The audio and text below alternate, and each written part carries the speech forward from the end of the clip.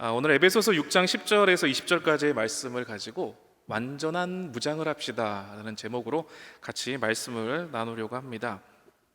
오늘 본문에 보면은요, 하나님의 전신갑주라는 구절이 있습니다. 전신갑주는 원어로 파노플리아라고 합니다. 그래서 완전한 무장, 오늘 제목처럼 이 완전한 무장을 뜻합니다. 풀아머 이런 뜻을 갖습니다. 누가복음 11장 22절에도요 이 무장이라는 단어가 나옵니다.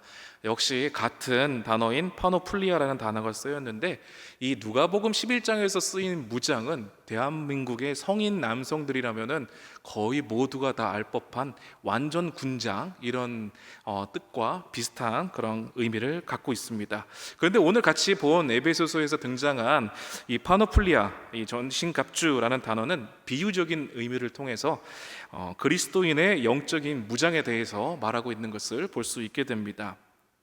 믿음의 사람들이 삶을 살아가면서요, 이 세상을 살아가는 것을 전쟁이다 라고 비유해서 말을 해주고 있습니다. 그 가운데에 크리스천이라면은 어떠한 영적인 모습, 영적인 생활을 통해서 달려나가야 되는지 그것을 말해주고 있습니다.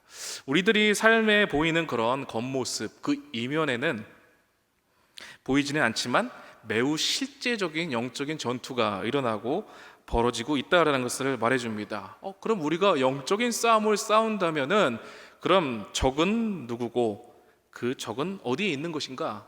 11절에서 그 적이 누구인지 이야기를 합니다. 그 적은 마귀라고 말합니다. 마귀는 원어로 디아블로스라고 합니다.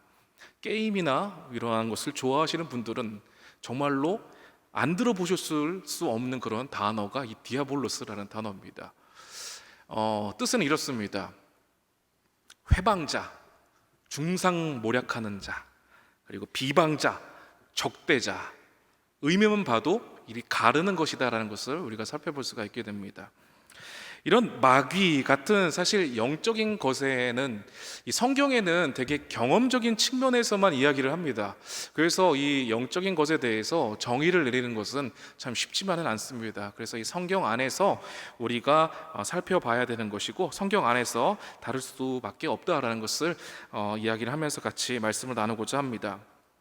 성경 안에서 마귀는요, 자기 휘하에 수많은 어둠의 영역들을 데리고서 꾸준하게 하나님을 대적하고 공격합니다.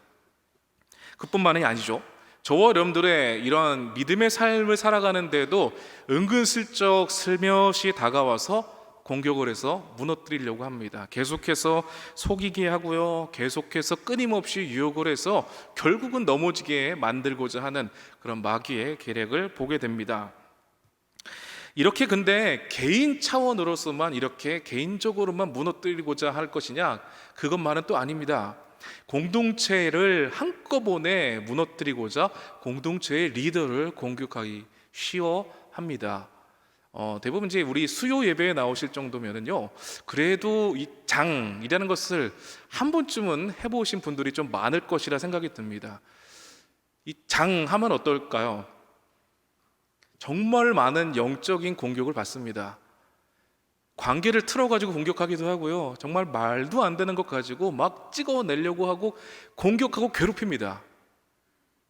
여러분들 앞선에서 리더로서 쓰임 받으신 분은 안 계신가요? 그러신가? 이상하게 앞선 있는 사람들을, 이 공동체 전체를 파괴하기 위해서 리더들을 공격해요. 이게 공감이 안 되면 계속 이게 진행이 안 되거든요. 이게 공감이 돼야 돼요. 앞선에 있는 사람, 왜냐하면 공동체를 한 번에 드흔들려고 앞선에 있는 사람을 공격한다라는 거예요. 근데 그런 경험들이 대부분 있으실 거예요. 상처받은 것들, 아픈 경험들, 관계에 치러드는 것들 많이 경험을 했을 것이라 생각이 듭니다. 그런데 한편으로 생각하면은요, 마귀는 당연하게 공격을 해요. 하나님의 나라가 확장이 되는 것을 얘네들은 막아야 되거든요. 그러면은 내가 지금 공격을 받는다라는 것은 무슨 사인일까요? 그나마 제대로 가고 있다라는 사인이에요. 장으로나 앞선 리더로서 섬기는 분들, 이런 공격을 받으실 때에 당연하게 여기십시오. 그것을 통해서 하나님께서 놀랍게 역사하시는 것을 배합하기 때문에 공격하는 거예요. 능히 이겨나가시는 여러분들이 이 자리에 하신 것을 믿습니다. 마귀는요, 어떻게든요 하나님의 나라 확장을 막습니다. 영혼이 더욱더 성장하게 되고 부흥케 되는 것을 배아파합니다. 절대로 가만 놔두지 않습니다. 순진하지 않아요. 근데 심지어 마귀는요, 정말로 잘 짜여진 전략을 가지고 정말 디테일하게 공격을 합니다. 굉장히 더럽죠. 그리고 이간질을 합니다. 속이는 영들이 있죠. 이 영적인 싸움에 대한 것을 우리가 이해를 하지 못한다면요, 사람들을 비난하게 되고 환경을 탓하게 되고 심지어는 하나님까지도 원망하는 데까지 나갈 수가 있습니다. 마귀는 모든 것을 속여요. 이런 환경 때문에 이렇게 됐어. 당신 때문에 이렇게 됐어. 너 때문에 지금 내가 못하게 됐어. 이렇게 믿게 하는 것이 마귀의 전략이에요. 그렇게 마음을 주고 그런 마음이 우리 가운데 들어가면 어떻게 될까요? 사람을 판단하게 됩니다. 그리고 사람을 미워하게 돼요. 그리고 나의 신앙의 문제인데, 나의 삶이 이렇게 된 것은 무조건 당신 탓이야. 이 환경 탓이야. 너 때문이야.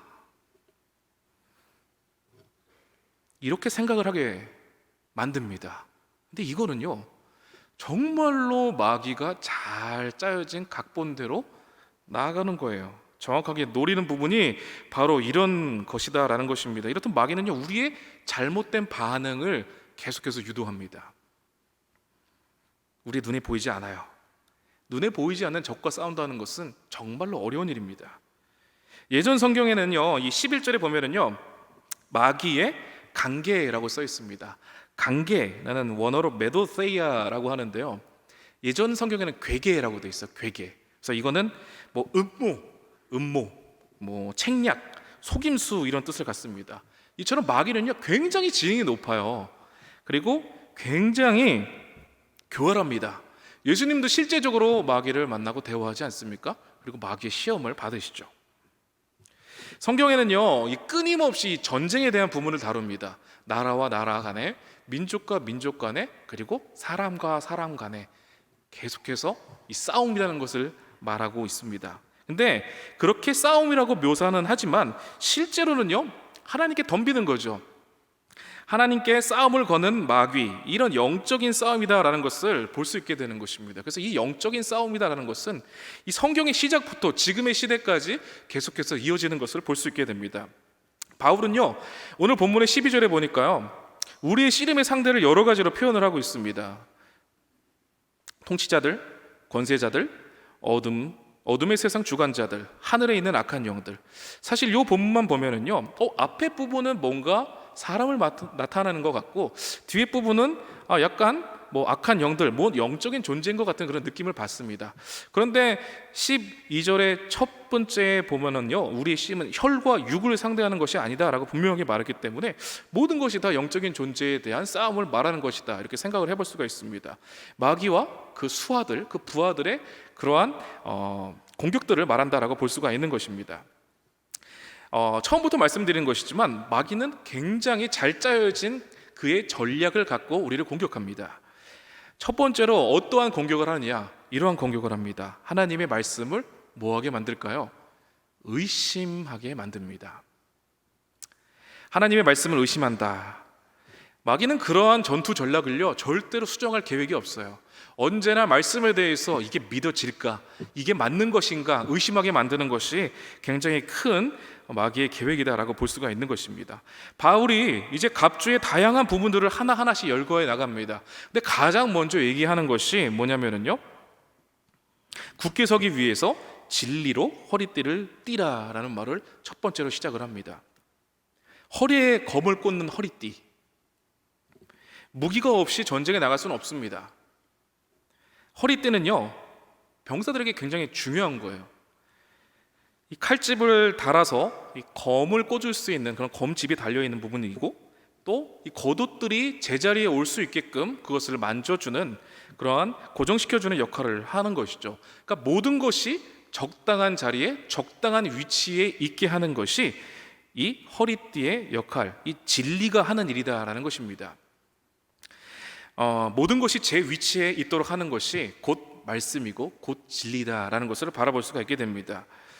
베드로전서 1장 13절에 보면 이렇게 이야기를 합니다. 그러므로 너희 마음의 허리를 동이고 근신하여 예수 그리스도께서 나타나실 때에 너희에게 가져다 주실 은혜를 온전히 바랄지어다. 너희 마음의 허리를 동이라 라고 이야기를 합니다. 그러면서 베드로전서 5장 8절에서도 이렇게 이야기하죠. 근신하라, 깨어라. 너희 대적마귀가 우는 사자같이 도로 다니며 삼킬 자를 찾나니. 베드로는요, 우리에게 마귀가 우는 사자와 같이 두루 찾아다니며 삼킬 자를 찾아다닌다라고 이야기를 합니다. 근데 반드시 그를 대적하고 믿음을 굳게 하여야 된다라고 말합니다. 믿음을 굳게 한다라는 것은 뭘까요? 하나님의 말씀에 대한 진실함 그리고 정확성을 확신하는 것이 이 믿음을 굳게 한다라는 것이라고 말할 수가 있는 것입니다. 하나님은 강하십니다. 하나님은 지혜로우십니다. 하나님은 능력이 있으십니다. 하나님은 전지전능하신 분이십니다. 주권자이십니다. 그분의 피조물인 인간 그리고 제한된 능력을 가진 마귀, 그분의 말씀을 절대로 바꿀 수 없다는 그 확신이 우리 가운데에 있어야 된다라는 것입니다. 우리 가운데에 성경을 대하는 성경에 대하는 그런 방법들, 성경의 정확성 절대로 흔들리지 아니고 1.1획도 오류가 없다는 것을 확실하게 믿으면서 달려나가야 되는 것이 우리에게 가장 중요한 부분이다라는 것을 말하는 것입니다. 성경은요, 하나님께서 주신 것이고 하나님의 생기가 담긴 것이고 하나님께서 보호하시고 보존하시는 정확무호한 하나님의 말씀, 그 하나님의 말씀 앞에서 우리가 진실되게 확신을 갖고 살기를 원하신다라는 것을 우리가 바라볼 수가 있는 것입니다. 말씀은 절대로 오류가 없습니다. 믿으십니까? 말씀대로 삶을 살면은요, 하나님께서 원하시는 삶을 사는 것입니다. 우리는 정말 당연한 이치고 정말 쉬운 이치를 알면서도 잘 달려나가지 못할 때가 있다는 것을 보게 됩니다. 마귀는 아까 말씀만 드린 대로 정말로 굉장히 지능적인 전략을 가지고 공격합니다.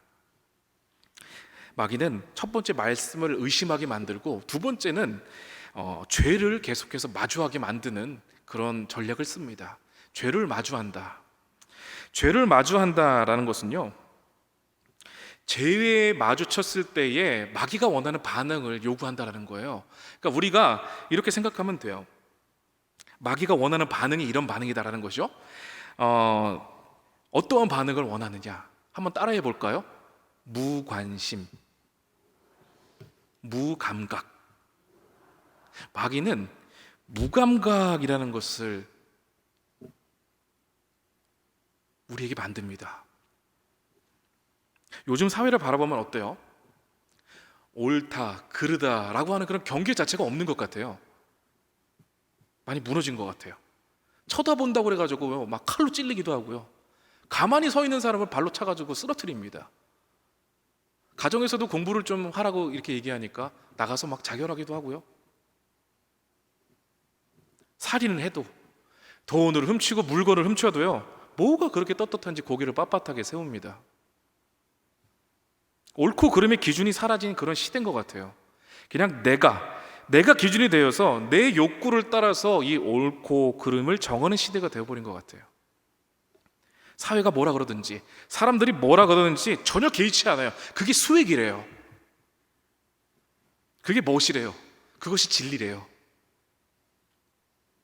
그런 생각 가운데 사는 그런 시대를 우리가 지나가고 있는 것 같습니다.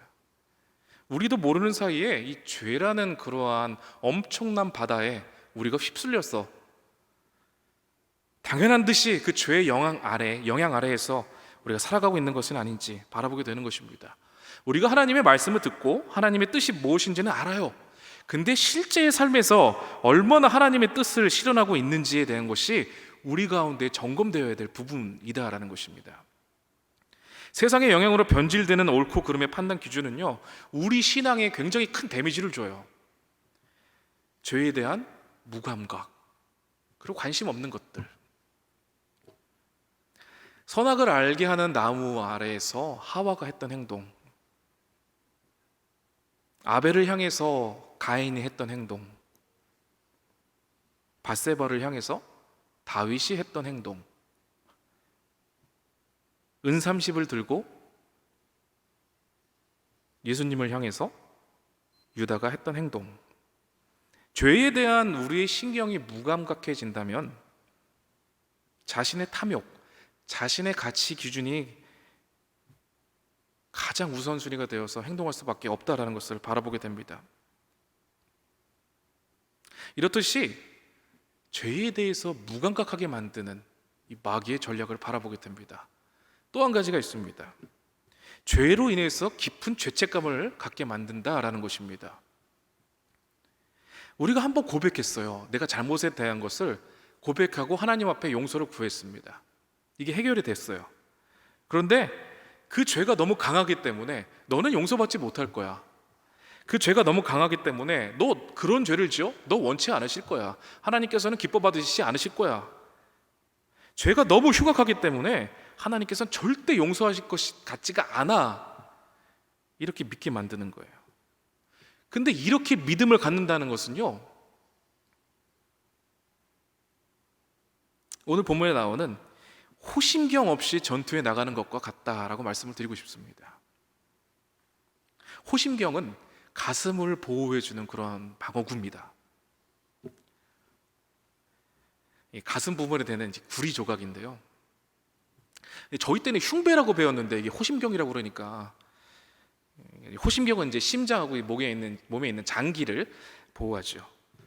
호심경은 생명을 유지하는 모든 기관을 덮어주고요, 몸의 앞부분을 보호해줍니다. 병사들이 경제적인 여유가 없더라도요, 절대로 다른 부분은 가죽으로 할지라도 이 호심경만은 이 금속으로 하게 됩니다. 왜냐하면 되게 중요한 부분이니까요. 우리는 당연하게요, 매일매일의 삶을 의롭게 살아야 된다라고 생각을 합니다. 근데 실패할 때가 많아요. 그렇게 살아내지 못했다면요, 우리는 반드시 뭐를 해야 되냐면요, 주님 앞에 죄를 고백해야 돼요. 회개의 자리를 찾아야 된다라는 것입니다.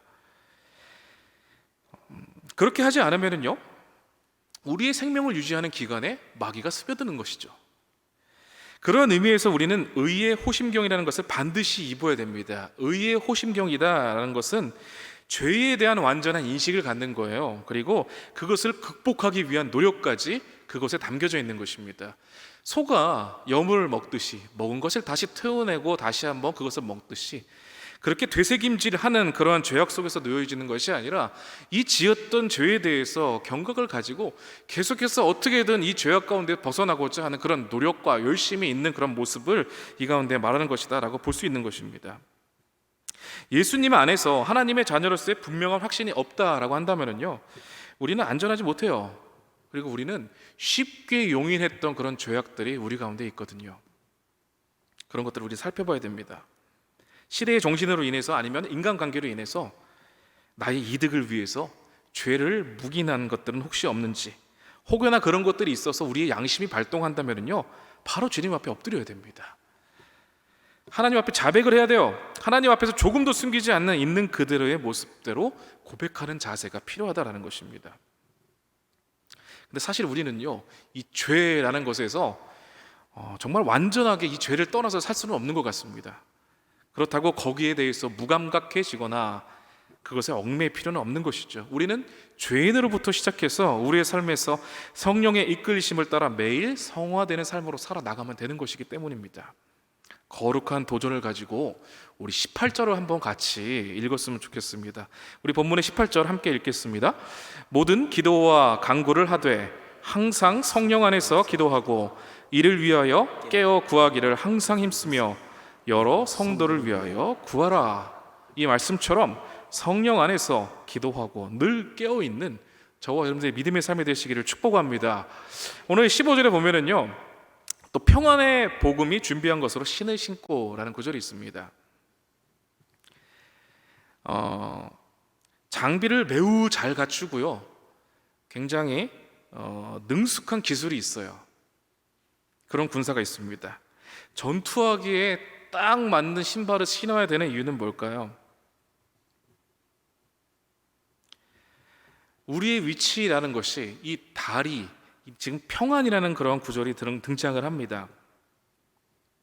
아무리 숙련된 기술이 있고 아무리 중무장된 그런 무기들이 있어도요, 똑바로 서지 못하면은요, 절대로 싸울 수 없습니다. 두 발로 바로 서 있지 못하면은요 절대로 이길 수 없다라는 것입니다. 전투하려면 전투에 맞는 신발을 신어야 된다라는 뜻입니다. 평안의 복음이 준비한 것을 신을 신는다라는 것은 무슨 의미입니까? 아치볼드 토마스 A.T. 로버트슨이 이런 얘기를 했어요. 평안의 메시지를 갖고 있는 복음으로부터 나온 마음의 준비라고 이야기를 하더라고요. 근데 저는 이 말에 굉장히 동의했습니다. 하나님과 함께하는 우리의 위치는요, 이 평안이라는 걸로 우리는 하나가 되어야 됩니다. 하나님과의 화평, 그리고 믿는 자들과의 화평, 서로가 서로를 세워주는 덕. 바울이요, 만약 우리가 전투에서 견고하게 서 있으려면요 반드시 자신이 하나님과 화평한 관계에 있어야 된다라고 말하는 것을 볼 수 있게 됩니다. 에베소서 2장 14절인데요, 그는 우리의 화평이신지라 둘로 하나를 만드사 원수된 것 곧 중간에 막힌 담을 자기 육체로 허시고 라고 말씀을 하십니다. 하나님은 전능하시죠. 말씀드린 대로 하나님께서는 모든 것을 다스리시죠. 하나님은요, 하나님의 허락 없이는 어떠한 일을 일으키시지 않으십니다. 저와 여러분들에게는요 하나님께서 허락하여 주신 일이 아니라면 일어나지 않는다는 거예요. 믿으십니까? 하나님께서 만약에 그 일을 허락하셨어요. 근데 그 일을 허락하셨는데 그 자체로서 좋지 않은 일이에요. 그런데 하나님께서는 저와 여러분들의 유익을 위해서 그것을 반드시 합력하여 사용하실 것이고 반드시 주님의 형상을 나타내는 데에 쓰임을 받으시는 것을 믿으십니까? 사실요, 나에게 처한 환경이 너무 어려우면요 정말 하나님이 하시는 일이라는 것을 인정하기가 어렵습니다. 그런데 하나님은 하나님의 방법대로 일하십니다. 그런데 우리는 우리의 방법대로 하나님이 일하기를 원합니다.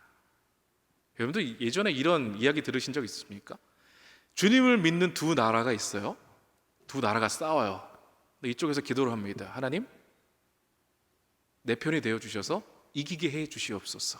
이렇게 기도했어요. 어떻게 됐죠? 어떻게 됐을까요? 이겼을 것 같죠? 졌습니다. 근데 상대방은 뭐로 기도했을까요? 상대방도 이렇게 기도를 했더라고요. 하나님, 내가 하나님 편에 서겠습니다. 하나님의 뜻대로 이루어가 주옵소서. 어떠한 기도가 우리 마음을 치십니까? 나의 뜻대로 하나님의 귀한 능력이 이루어지는 것에 대한 기도가 우리의 마음을 치나요? 아니면 하나님의 뜻대로 이루어지는 것을 보는 것이 우리의 마음을 치나요? 오늘 이 기도의 자리에서 하나님의 뜻을 구하는 기도가 있으시기를 축복합니다. 우리의 머리털 하나까지 세심바 되신 분이십니다. 나의 생각도 나보다 더 나를 더 잘하시는 분이 하나님이세요. 그 하나님을 믿기 때문에 이 자리에 나오신 줄로 믿습니다.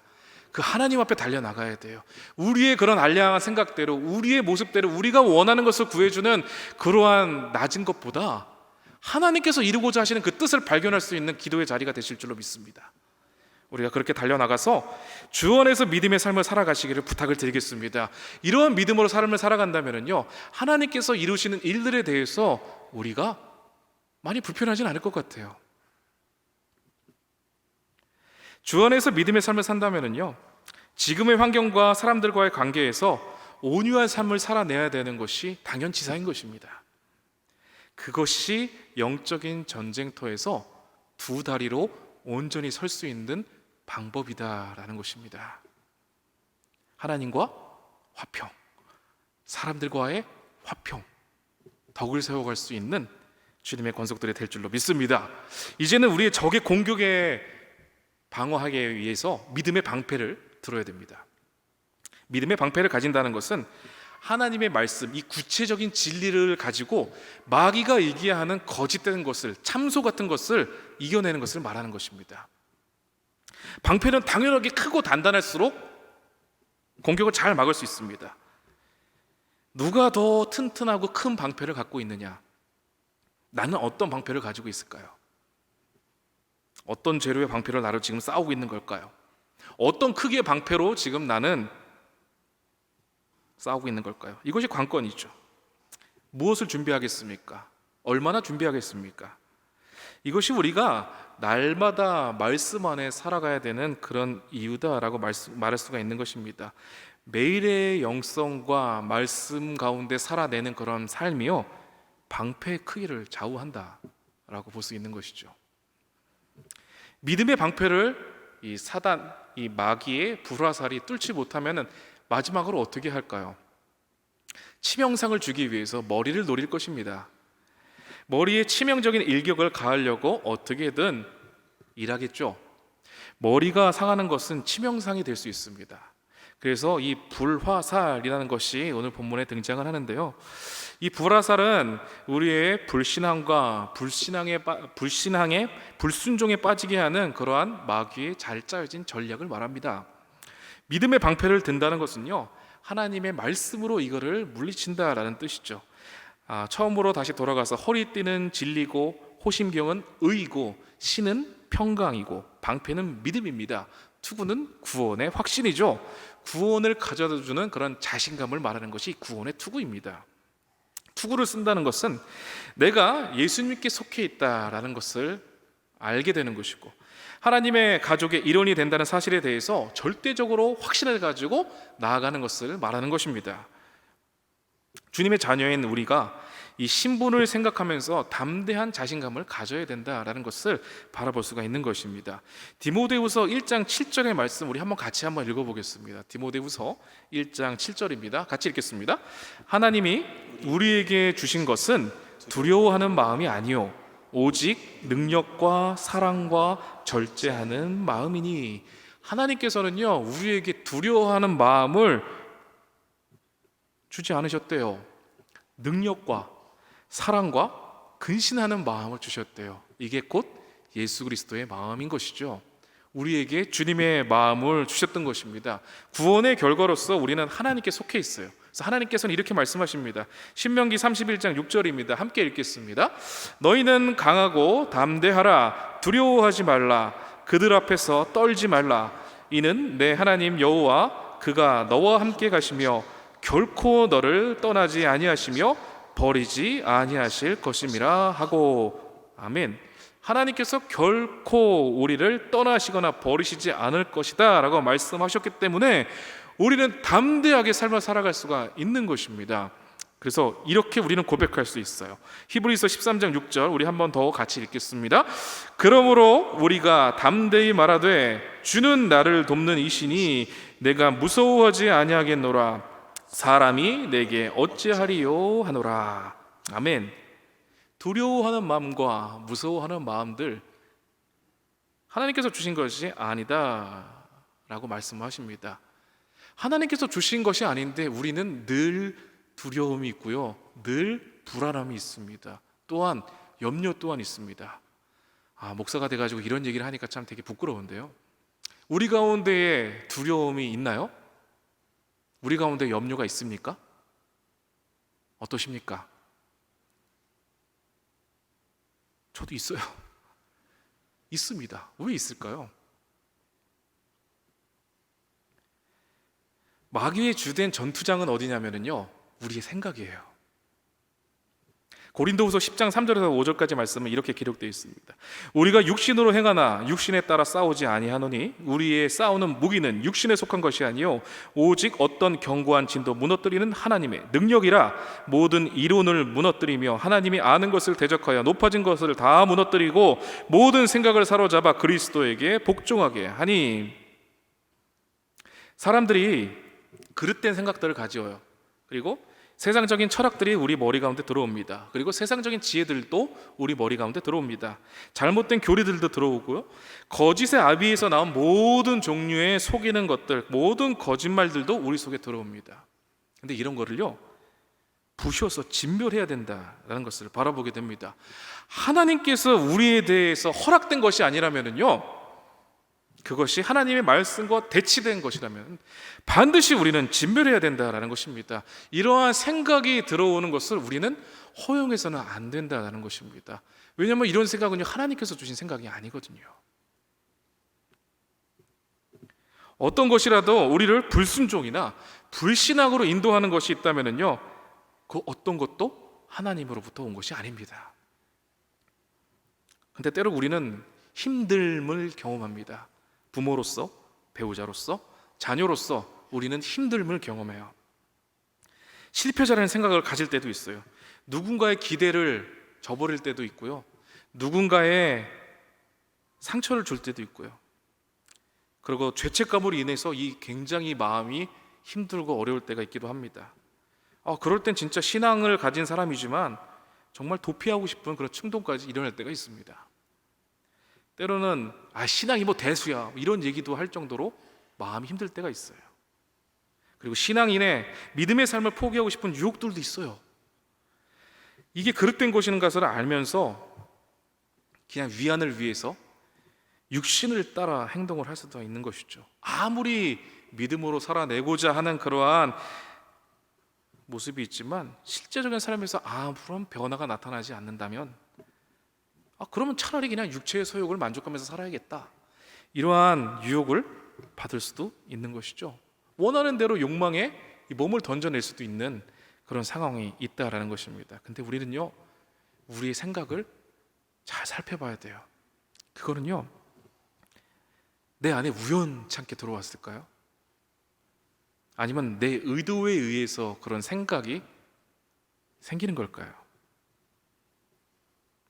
내가 의도하지 않았고 우연하게 생긴 것도 아니라면요, 우연하게 이렇게 회오리치는 이런 부정적인 이런 감정들은 대체 어디서 비롯된 걸까요?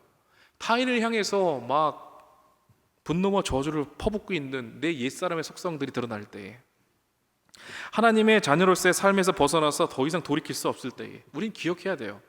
뭘 기억해야 되냐면요, 그 생각들은요, 내 영혼을 향해서 날려오는 그런 불화살들이다라는 것입니다.